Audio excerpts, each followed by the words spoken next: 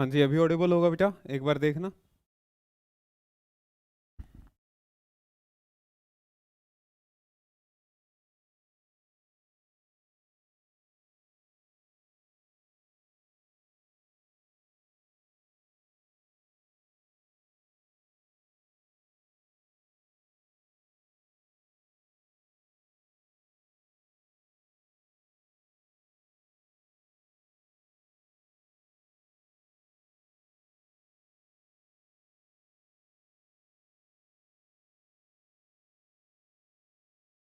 ठीक है, गुड।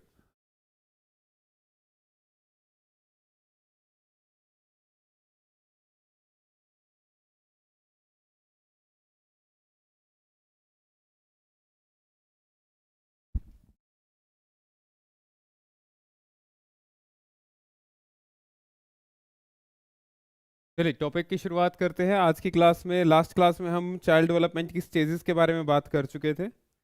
तो आज की क्लास में हम थोड़ा सा आगे बढ़ेंगे, टाइप्स ऑफ डेवलपमेंट। आपकी कमेंट साथ के साथ देखते रहेंगे।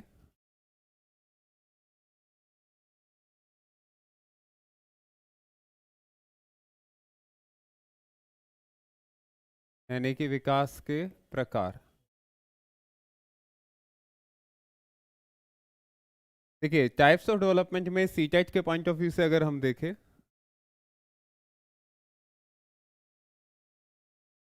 तो सबसे पहले है कॉग्निटिव डेवलपमेंट, जिससे रिलेटेड क्वेश्चन आपके एग्जाम में सबसे ज़्यादा पूछे जाते हैं। Second one is moral development and third one is social development. Moral यानी कि नैतिक, सोशल यानी कि सामाजिक, और कॉग्निटिव यानी कि संज्ञानात्मक। इन तीन के ऊपर आपका क्वेश्चन बनता है, जिसमें से कॉग्निटिव डेवलपमेंट की अगर बात करें तो यहां से जीन पियाजे, वाइगॉत्स्की और जेरोम ब्रूनर। जिसमें से ब्रूनर के क्वेश्चन काफी रेयर है कि सीटेट में पूछे जाए, बट फिर भी हम कोशिश करेंगे कि इसके बारे में भी बात हो जाए। मॉरल डेवलपमेंट की बात करें तो दो ही थ्योरी है, एक है जीन पियाजे की जो आपके एग्जाम में पूछी जाती है, और दूसरी थ्योरी है कोहलबर्ग की। सोशल डेवलपमेंट की अगर बात करेंगे तो यहाँ पर हम अल्बर्ट बेंडूरा के बारे में पढ़ेंगे, क्योंकि अल्बर्ट बेंडूरा की थ्योरी का क्वेश्चन आपके पेपर में लगातार पूछा जाता है। तो एक तरीके से अगर हम कहें तो टाइप्स ऑफ डेवलपमेंट में इन तीन के अंदर से ही करीबन करीबन 3 से 5 नंबर के क्वेश्चन आपके बन जाते हैं। तो आज की क्लास से हम शुरू करेंगे, उसके बाद हाँ कहगशा देखिए, बाकी चीज़ें भी है बेटा, इमोशनल भी है, लैंग्वेज डेवलपमेंट भी है, लेकिन मेन फोकस हम जिस पर लेकर चल रहे हैं वो अभी फिलहाल ये तीन है। इसके बाद इमोशनल डेवलपमेंट की जब बात करेंगे तो इमोशंस के बारे में बात करके कुछ मेन मेन इमोशंस के बारे में डिस्कशन कर लेंगे। That's enough for the exam I think. ठीक है, चलिए बेटा इसकी अब शुरुआत करते हैं।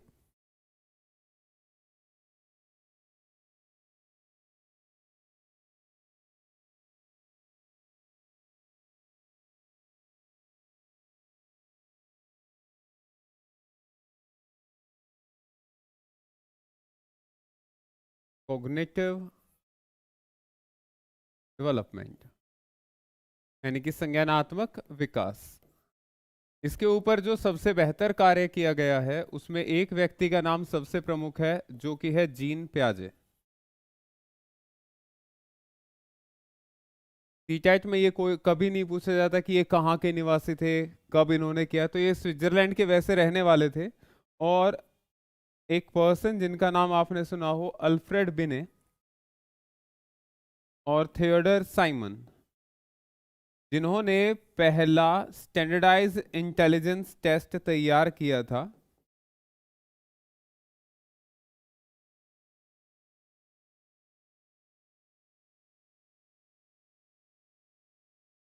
पहला मानक बुद्धि परीक्षण जिन्होंने तैयार किया था उनका नाम था बिने और साइमन। पहला मानक बुद्धि परीक्षण, जिसमें इन्होंने बताया था कि व्यक्ति की बुद्धि का मापन किस तरीके से किया जा सकता है। इस परीक्षण में जीन पियाजे इनके असिस्टेंट रहे थे, दैट मीन्स के इनके साथ मिलकर जीन पियाजे ने भी काम किया था। तो जब ये इंटेलिजेंस के बारे में डिफाइन कर रहे थे तो जीन पियाजे के सामने एक क्वेश्चन आ रहा था कि भाई अलग अलग व्यक्ति, जैसे इन्होंने अपने जो इंटेलिजेंस के बारे में डिफाइन करने की कोशिश की उसके लिए मेंटल एज का एक कंसेप्ट लिया था कि एक व्यक्ति कितने सही जवाब देता है उससे व्यक्ति की मानसिक आयु का पता चलता है। जीन पियाजे इस बात को लेकर डाउट में थे कि ऐसा कैसे हो सकता है कि एक क्वेश्चन का आंसर एक व्यक्ति को आता है और दूसरे को नहीं आता, यानी कि एक व्यक्ति ठीक कर रहा है और दूसरा गलत कर रहा है। तो इस चीज को जानने के लिए इन्होंने अपनी जो स्टडी है उसको शुरू किया और अपने ही बच्चों के ऊपर इन्होंने अपनी स्टडी को आगे बढ़ाया। 15 साल तक का टाइम पीरियड इन्होंने लिया और उस 15 साल के टाइम पीरियड में इन्होंने अपनी थ्योरी को डेवलप करके सबके सामने रखा। उसी थ्योरी को नाम दिया जाता है कॉग्निटिव डेवलपमेंट थ्योरी। तो जीन पियाजे की थ्योरी में जो मेन बातें हैं वो ये है कि इसमें 4 स्टेजेस होती है, यानी कि 4 अवस्थाएं हैं। 4 अवस्थाओं में से आपके पेपर में जो सबसे मेन रहेगी, पहली होती है आपकी सेंसरी मोटर स्टेज, जो ज्यादा इंपॉर्टेंट नहीं है हमारे एग्जाम के पॉइंट ऑफ व्यू से सीटेट के, क्योंकि ये आपकी रहती है बर्थ से 2 साल तक के टाइम के लिए। सेकंड स्टेज जो है प्री ऑपरेशनल, यहाँ से हमारे काम का आना शुरू होगा, क्योंकि 6 साल का बच्चा इस एज ग्रुप में इंक्लूड हो जाता है, क्योंकि ये 2 से 7 होती है। प्री ऑपरेशनल यानी कि प्राक संक्रियात्मक। थर्ड आपकी रहती है कंक्रीट, यहां से मैक्सिमम क्वेश्चन आपके पूछे जाएंगे क्योंकि ये 7 से 11 है और जो हमारा एज ग्रुप रहता है 6 से 11 साल का, उस एज ग्रुप के ज्यादातर बच्चे इस स्टेज के अंदर इंक्लूड होते हैं। तो फर्स्ट पेपर के लिए ज्यादातर क्वेश्चन यहीं से पूछे जाने की उम्मीद रहती है। ठोस संक्रिया की अवस्था, और लास्ट रहती है फॉर्मल ऑपरेशनल। तो जो सेकंड पेपर यानी कि सीटेट सेकंड बीएड वाले बच्चों के लिए जो आपका पार्ट आता है, वहां पर औपचारिक संक्रिया की अवस्था के सवाल भी पूछे जा सकते हैं, क्योंकि वहां पर 14 साल तक के बच्चों को शामिल किया जाता है और ये 11 से 15 साल तक के बच्चों को इंक्लूड करता है।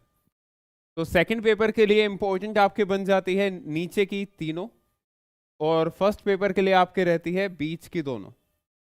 तो इन्हीं को कंसिडर करके चारों स्टेजेस को हम कवर करेंगे, ताकि अगर कोई बच्चा पहला पेपर दे रहा है उसको भी दिक्कत ना आए और दूसरा पेपर अगर देना चाहता है तो उसमें भी उसको प्रॉब्लम फेस ना करनी पड़े। तो इसकी शुरुआत करते हैं भाई।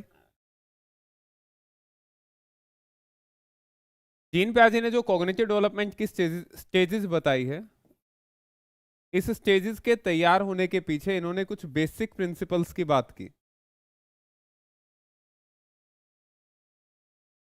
बेसिक प्रिंसिपल यानी कि आधारभूत सिद्धांत, जो ये बताते हैं कि एक बच्चा एक पर्टिकुलर एज में आकर किस तरीके से समस्या समाधान करना शुरू करता है।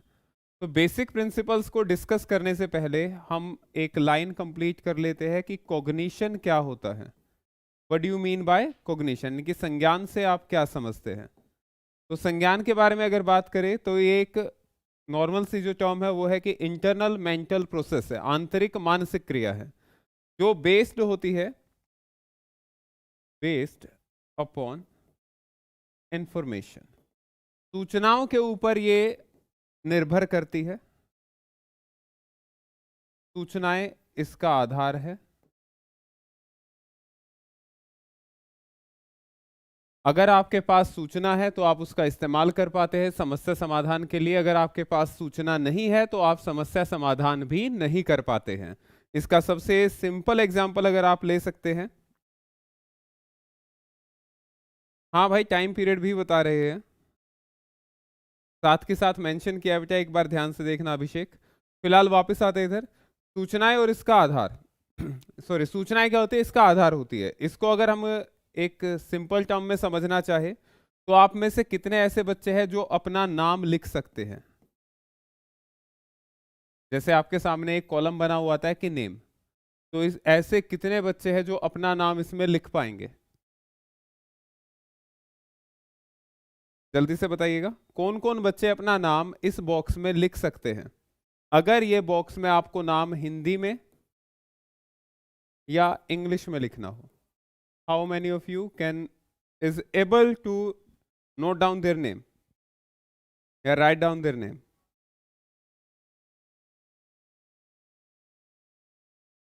तो ज्यादातर बच्चे कर सकते हैं कि भाई हाँ सब कर सकते हैं। कहकशा ये बात ठीक है, लेकिन जब बात आती है इधर कि इसी बॉक्स में आपको नाम लिखना है रशियन लैंग्वेज में, आपसे बोला क्या गया है कि आपको अपना नाम लिखना है। अपना नाम तो सबको पता होता है ना। अब अपना नाम लिख के दिखाओ रशियन लैंग्वेज में, कौन कौन बच्चा लिख पाएगा? हाँ अभी तो सब मी कर रहे हैं ना कि भाई हम सब कर लेंगे। अब देखना कौन कौन लिख पाएगा।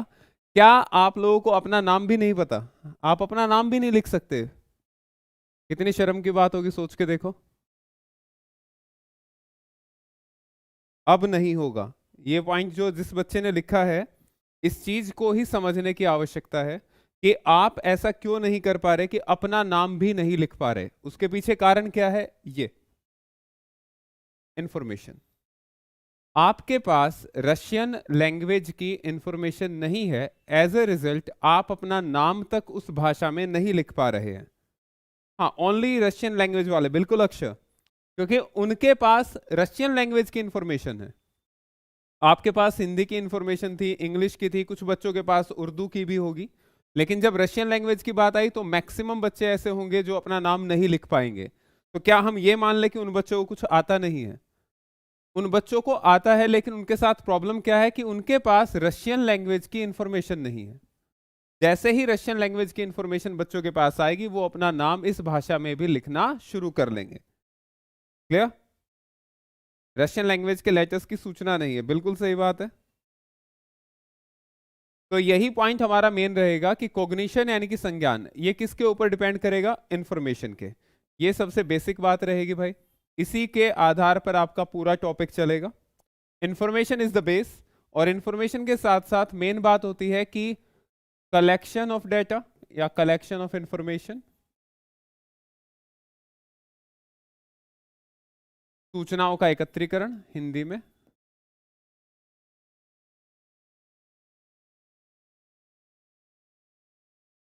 अरेंजमेंट ऑफ डेटा,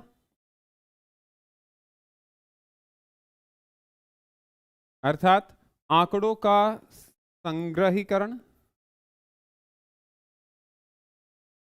संग्रह करना यानी कि उनको सही ऑर्डर में लगाना, arrangement of data, use for problem solving, use for problem solving as and when required.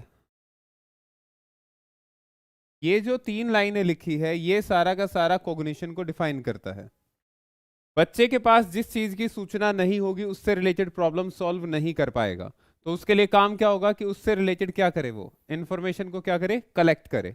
Collect करने के बाद उस इंफॉर्मेशन को अरेंज करे सही ढंग से, क्योंकि अगर आपने डाटा को सही ढंग से अरेंज नहीं किया है तो आपके आंसर या प्रॉब्लम सॉल्विंग में आपको दिक्कत आ सकती है। इसका सबसे अच्छा उदाहरण होता है कि अगर आपको एक प्रॉब्लम को स्टेप बाय स्टेप, जैसे मान लीजिए कि जब आप छोटे थे तो तीसरी या चौथी क्लास में आपको एक एस्से लिखने के लिए दिया जाता था, यानी कि प्रस्ताव, किसी भी एक त्योहार पर। बच्चे जैसे ही त्योहार के ऊपर प्रस्ताव लिखना शुरू करते थे, तो वो शुरुआत की लाइनों में ही उसका त्योहार को हम कैसे मनाते हैं ये सारी चीजें लिख चुके होते थे। उसके बाद याद आता था कि ये लाइन लिखना रह गए कि ये त्योहार आता कब है। तो वो जो अरेंजमेंट है बच्चे के पास डेटा की, वो सही ढंग से नहीं है। डेटा है उसके पास लेकिन अरेंज नहीं कर पा रहा है, एज ए रिजल्ट उसका कॉग्निशन बेहतर दिखाई नहीं देता। अरेंज करने के बाद अब आप उसका इस्तेमाल कब कर पाते हैं? प्रॉब्लम जब आपके सामने आए तब अगर आप उसका इस्तेमाल कर पाते हैं तो वो किस कैटेगरी में काउंट होता है? कॉग्निशन में। क्लियर है ये टर्म? कहकशा जो एसिमिलेशन, अकोमोडेशन, अडेप्टेशन आप करते हैं वो भी किसके आधार पर करते हैं? इंफॉर्मेशन। अगर इंफॉर्मेशन नहीं है तो ना तो आप एसिमुलेट कर पाओगे, ना आप अडेप्ट कर पाओगे, ना आप अकोमोडेट कर पाओगे। पॉइंट क्लियर बेटा? हाँ योगिता शर्मा, गूगल जिंदाबाद। पेपर में ही बेटा एक काम करना, गूगल को साथ ले जाना और वो गूगल का है ना जो स्पीकिंग वाला होता है, उसको क्लिक करके क्वेश्चन बोलना कि बताओ गूगल इसका आंसर क्या होगा, तब बात ठीक है, फिर सी टेट का पेपर कभी रुकेगा ही नहीं। सही बात है योगिता।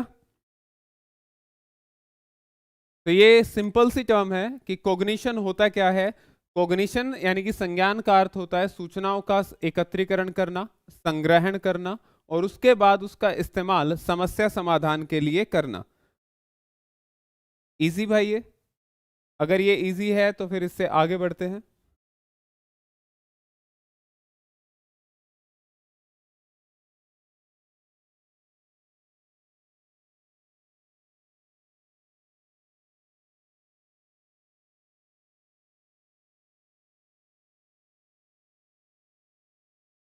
हाँ गूगल के पास भेज देंगे, सही बात है भाई। वापस इधर आते हैं बेटा। हाँ डिबार कर देंगे, जिसको जो करना है करना। तो कॉग्निशन की डेफिनेशन के बाद हम बात करते हैं बेसिक प्रिंसिपल की। ये जो बेसिक प्रिंसिपल है यहां से ही आपका पूरा टॉपिक शुरू होता है। शॉर्ट में मैं इसको अभी करा रहा हूं। सबसे पहला जो बेसिक प्रिंसिपल है that is schema. First thing जो एक बच्चे के अंदर दिखाई देती है उसके कॉग्निशन को जो डिफाइन करती है अकॉर्डिंग टू जीन प्याजे, टर्म का ध्यान रखना, अकॉर्डिंग टू जीन प्याजे, तो वो स्कीमा कहलाता है। स्कीमा का अर्थ होता है अ मेंटल ब्लॉक। ये एक मेंटल ब्लॉक की तरह काम करता है और सिंपल टर्म्स में लेकर चले तो it's it's act like a trait. ये आपकी एक विशेषता होती है, विशेष गुण, जिसे हम स्कीमा कहते हैं। बच्चे के अंदर बाय बर्थ ये दो होते हैं, दो जन्मजात होते हैं। पेपर में अब तक एक ही बार पूछा गया है कि बच्चे में दो जन्मजात स्कीमा कौन से होते हैं। तो one is gripping, second one is sucking. Gripping का आता है कि बच्चे की जब पाम पर आप पाम पर उंगली जब रखते हैं, बच्चा उसे पकड़ता है या उसे ग्रिप करता है। ये आप देख सकते हैं एक न्यू बोर्न के साथ भी। जो नवजात बच्चा होता है जो अभी अभी जन्मा है, उस नवजात बच्चे की हथेली के ऊपर आप उंगली रखना, वो क्या करेगा, इसको होल्ड कर लेगा। ये जो ग्रिप करना है इसी को नाम क्या दिया गया था, schema of gripping. Second one होता है सकिंग। सकिंग होता है बच्चा जो मिल्क फीड करता है। ये इसका सबसे पहला उदाहरण है। बच्चे को किसी ने नहीं सिखाया है कि अगर कोई चीज उंगली पर या पाम या हथेली पर रखी जाए तो उसको ग्रिप करना है। ये बच्चे ने अपने आप नेचुरली किया है। इसीलिए जीन प्याजे ने इसे क्या नाम दिया है, जन्मजात स्कीमा, यानी कि बाय बर्थ स्कीमा। क्लियर।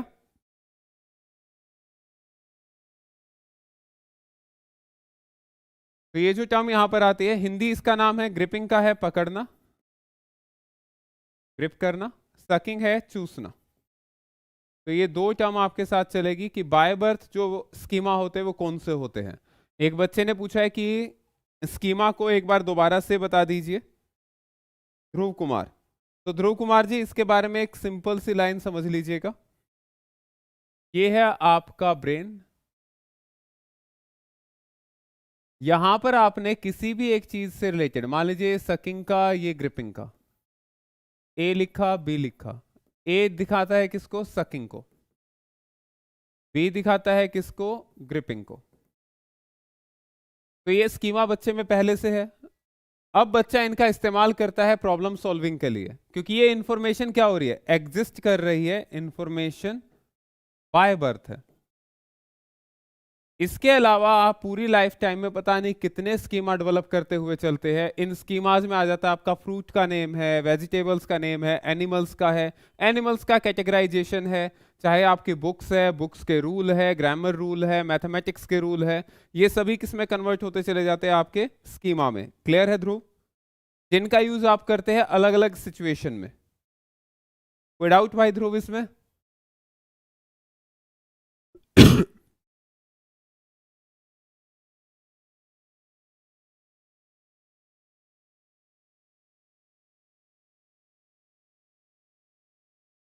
तो इसको आगे बढ़ाते हैं। स्कीमा के बाद सेकंड आता है आपका अडेप्टेशन, ये सबसे जरूरी है, पेपर में ज्यादातर पूछा जाता है। हिंदी शब्द होता है इसका अनुकूलन,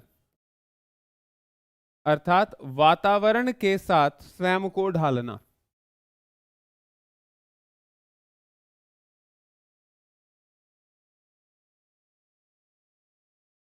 वातावरण के साथ स्वयं को ढालना। अडेप्ट या मेक योर सेल्फ स्मूदर और in equilibrium with the environment. वातावरण के साथ जब आप स्वयं को ढाल लेते हैं तो उसी को क्या नाम दिया जाता है? अडेप्टेशन। यानी कि अडेप्ट कर लिया, अब आप वातावरण के अनुसार ढल गए हैं। जैसा एनवायरमेंट आपके पास है या आपके सामने है, हाँ जी ध्रुव, बाय बर्थ होते बचाइए, जैसा एनवायरमेंट आपके सामने आप उसी के अनुसार, माहौल के अनुसार बदल गए हैं। जो माहौल के अनुसार बदल लेता है वो अडेप्ट अच्छे ढंग से करता है। अडेप्ट करने के लिए हम दो तरीके अपनाते हैं। एक होता है पुराना तरीका और एक होता है नया तरीका। पुराना है जो आपको पहले से आता है, जो आपको पहले से आता है। कई सारी ऐसी चीजें जो आपको पहले से पता है, आप क्या करते हैं, नई सिचुएशन सामने आती है, आप उसी तरीके से बिहेव करते हैं। जैसे मोबाइल फोन है, मोबाइल फोन की अगर आप बात करें तो एप्पल का एक फोन होता है जिसमें बैक बटन जो होता है वो अलग तरीके से शो होता है, यानी कि उसकी पोजीशन अलग होती है। लेकिन जो दूसरे मोबाइल फोन्स होते हैं उसमें बैक बटन कई बार तो इस तरह के सिंबल से बना हुआ होता है और कई बार इस तरह के सिंबल से बना हुआ होगा। ये दोनों ही किसको दिखाते हैं? बैक बटन को।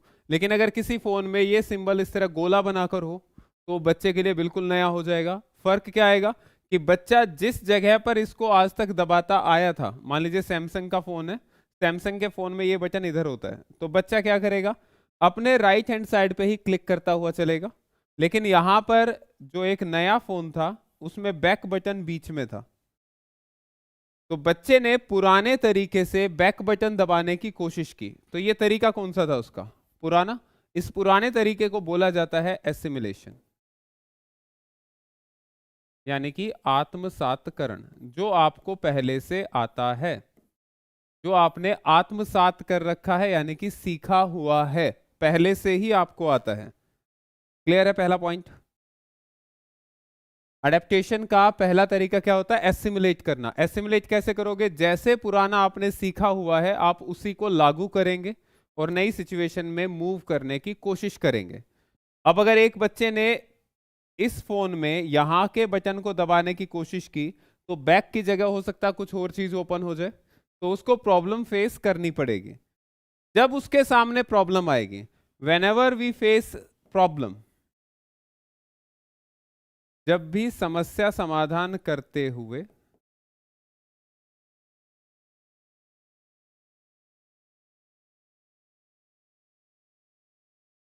हमें मुश्किल आती है,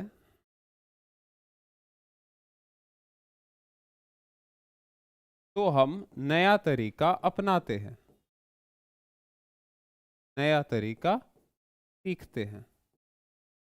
वो जो नया तरीका सीखते हैं वो होता है ये वाला, इसको बोला जाता है अकोमोडेशन, यानी कि समायोजन। क्रिएटिंग न्यू स्कीमा और मॉडिफाइंग एग्जिस्टिंग स्कीमा।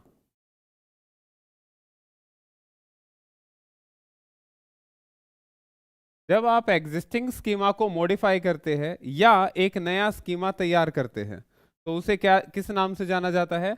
अकोमोडेशन के। और ये क्या चीज कहलाती है? एक नई चीज कहलाती है। टर्म क्लियर है दोनों, पुरानी और नई?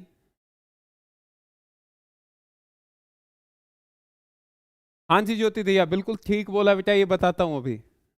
ये पॉइंट काफी अच्छा है कि जब हम पुराने स्कीमा में, यहां पर एक चीज को ध्यान रखिएगा कि हम नया तरीका करते हैं तो हम क्या करते हैं, एक नया स्कीमा तैयार करते हैं।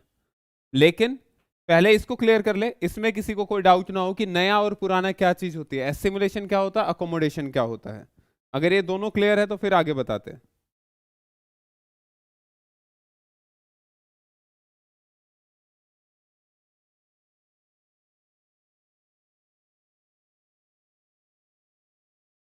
हाँ जी, ये वाला पॉइंट अगर क्लियर है तो मैं आगे बढ़ता हूँ।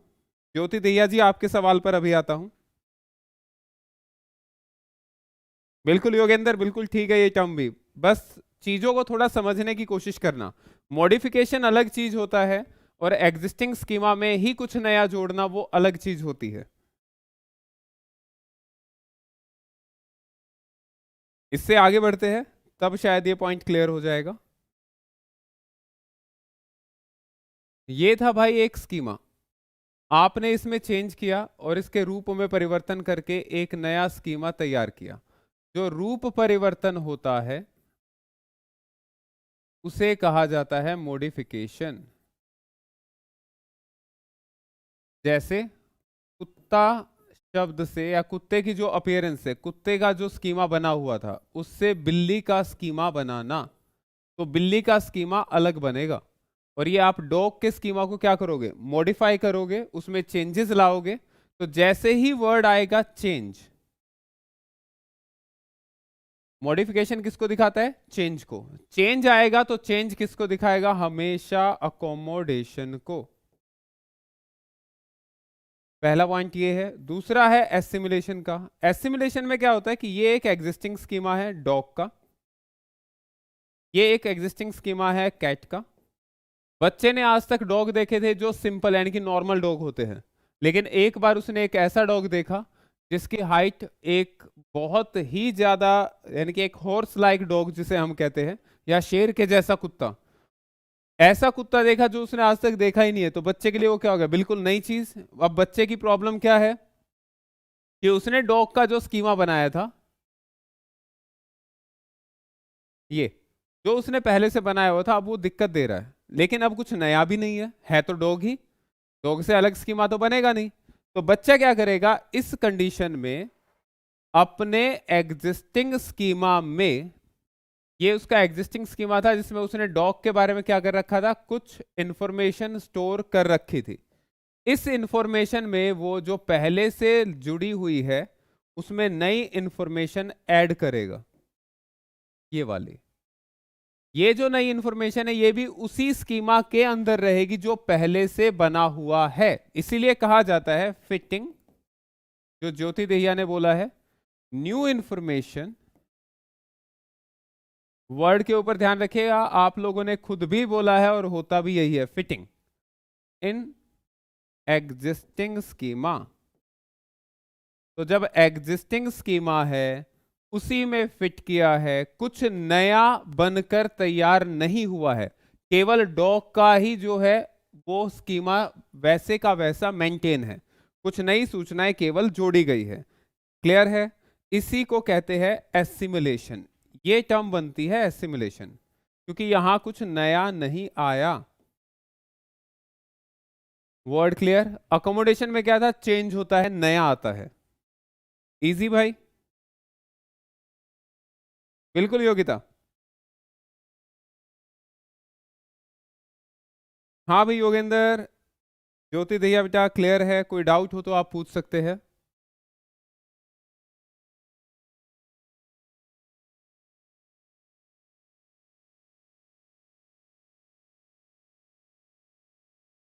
अगर कोई डाउट नहीं हो तो फिर इससे आगे बढ़ेंगे भाई,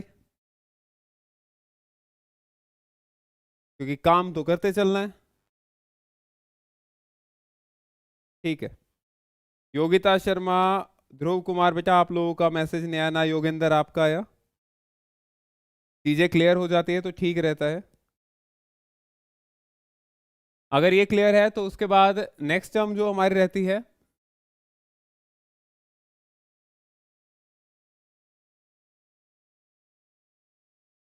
इक्विलिब्रियम। इसी को साम्य धारण कहते हैं, इसी को संतुलन स्तर कहते हैं।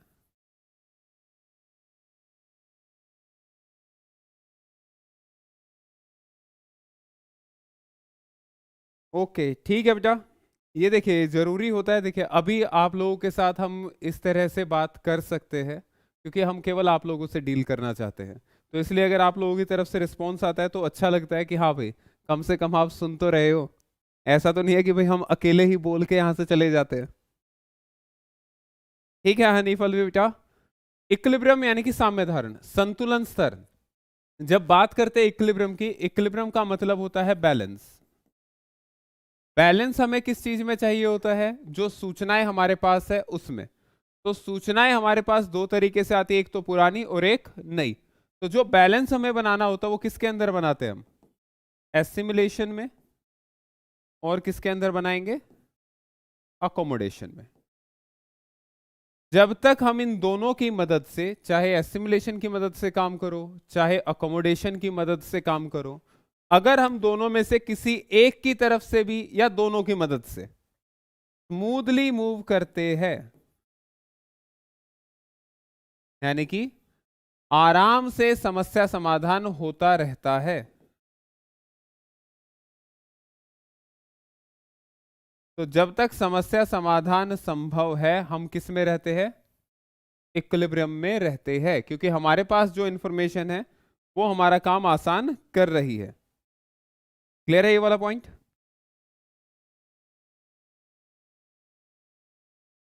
हाँ अक्षर सिंह, इसको एक बार ध्यान से देखना बेटा। जब हम इन दोनों का इस्तेमाल करके या किसी एक का इस्तेमाल करके प्रॉब्लम सॉल्व कर पा रहे हैं तो हम किस में कहलाते हैं? इक्विलिब्रियम में कहलाते हैं।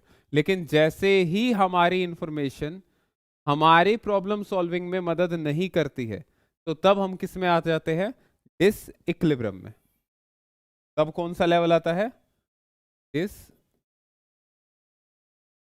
इक्विलिब्रियम, असंतुलन। सोचकर देखिए, आप लोगों को एक चीज सिखाई जाती है, जैसे एक टॉपिक होता है रीजनिंग का। रीजनिंग में आपको क्वेश्चंस कराए जाते हैं जिसमें हम आते हैं सीरीज के। नंबर सीरीज एक चीज होती है। नंबर सीरीज के क्वेश्चन आपको कराते हैं, आपको टाइप्स कराई जाती है। उन टाइप को आप क्या कर लेते हैं? रट लेते हैं, समझ लेते हैं। वो टाइप सब आपके किस में चली जाती है? कुछ टाइप ऐसी थी जो एसिमुलेट कर रखी है, कुछ आपने नई सीखी तो अकोमोडेट की, और ये करके आप मूव करते चले जा रहे हैं, चले जा रहे हैं, चले जा रहे हैं। अचानक से एक नई टाइप आती है, न्यू टाइप। जब न्यू टाइप आपके सामने आती है तो अब आपको क्या आती है? प्रॉब्लम, क्योंकि आपसे क्वेश्चन सॉल्व नहीं हुआ। जब क्वेश्चन सॉल्व नहीं हुआ तो आप किस में आ गए हैं? डिसइक्विलिब्रियम। जब भी व्यक्ति डिसइक्विलिब्रियम में आएगा, ही और शी नीड्स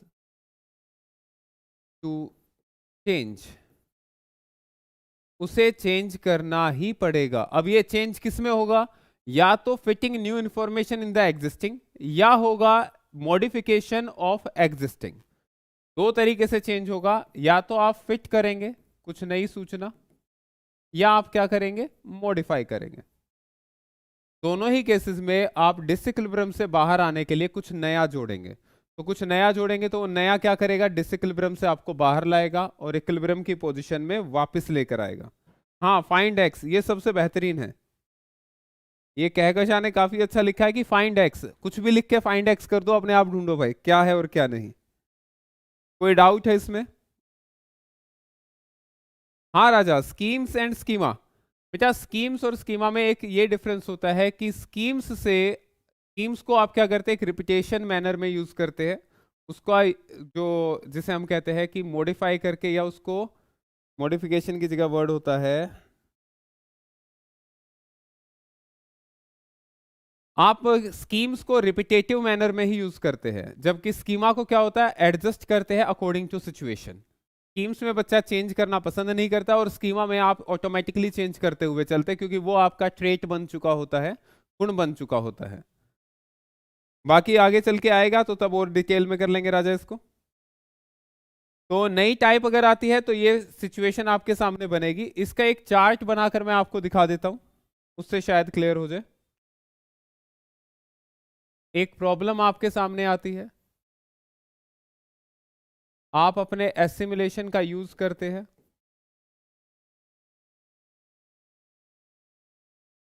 एसिमुलेशन का यूज किया, प्रॉब्लम सॉल्व। प्रॉब्लम सॉल्व तो आप किस में हैं? इक्विलिब्रियम में। क्लियर है ये वाला पॉइंट? अब आती है दूसरी सिचुएशन। एसिमुलेट किया,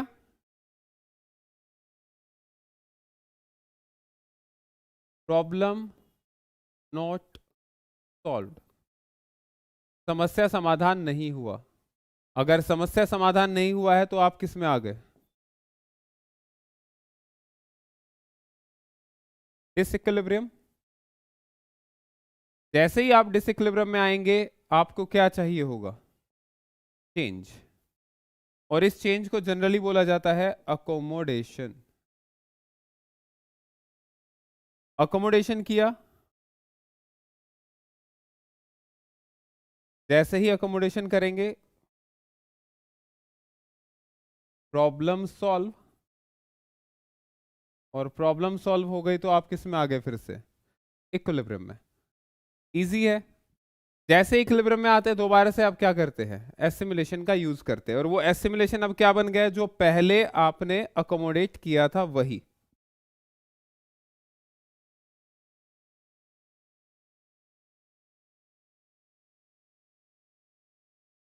हाँ अभिषेक मीना, देखिए चार्ट को समझने की कोशिश करना बेटे, कि आप जिस चीज को सीख चुके हैं, आपने एक चीज अकोमोडेट की, नई चीज सीखी, जो आपने अब सीख ली है वो अब आपके लिए कैसी हो गई? पुरानी हो गई है या नहीं? वर्ड के ऊपर ध्यान देना, इसीलिए मैंने ये टर्म यूज की है जो पहले कभी यूज नहीं की गई होगी, किसी ने भी नहीं की होगी, ये मैं कह सकता हूं। ये जो टर्म मैंने यूज की है ना, पुराना और नया, भाई आप दिवाली के समय पर कुछ नए कपड़े लेकर आए, आपने दिवाली के टाइम पर नए कपड़ों को पहना। अब अगली बार किसी फंक्शन में जाना था और आप जो दिवाली पर कपड़े पहने हुए थे उन्हें पहनते हैं, वो अब नए हैं या वो एक सीजन पुराने हो चुके हैं? सोच के देखो, नए हैं या पुराने हो चुके हैं? क्लियर? नया क्या होता है? बिल्कुल नया। इसका सबसे अच्छा उदाहरण है, आप एक ऑडी गाड़ी खरीदिए और परचेज करके उसे अगले ही दिन सोल्ड करने की सोचिए। ये जब सोल्ड में जाएगी तो इसको बोला जाएगा सेकंड हैंड। न्यू नहीं बोलेगा कोई भी, सेकंड हैंड बोलेगा, क्योंकि अब ये गाड़ी कैसी हो चुकी है? पुरानी। तो जो भी आप अकोमोडेट करते हैं वो एक लेवल के बाद, यानी कि जैसे ही आप यूज करते हैं, आपके एसिमुलेशन में कन्वर्ट हो चुका होता है, और आपके, जिसे हम कहते हैं पुराना, यानी कि एसिमुलेशन में आ चुका होता है। क्लियर है? कोई डाउट इसमें भाई? हाँ पुराने हो गए, सारे ही पुराने हो गए। अब ये ध्यान से सुन लो भाई, नेक्स्ट क्लास में ये टॉपिक तो पूरा होगा ही होगा, और आप लोगों के लिए एक और सरप्राइज शामिल होगा, तो बी रेडी फॉर दैट। तो नेक्स्ट क्लास में मुलाकात होगी।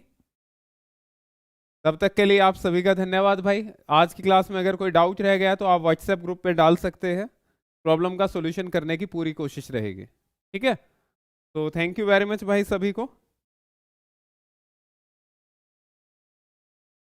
हाँ अभिषेक मीना, असंतुलन तभी आता जब आप प्रॉब्लम सॉल्व नहीं कर पाते हो, और ये याद रखना, जब प्रॉब्लम आपके सामने आती है और आप उसका सॉल्यूशन करते हैं तो आप एक डेवलपमेंट लेवल को अटेन करते हैं।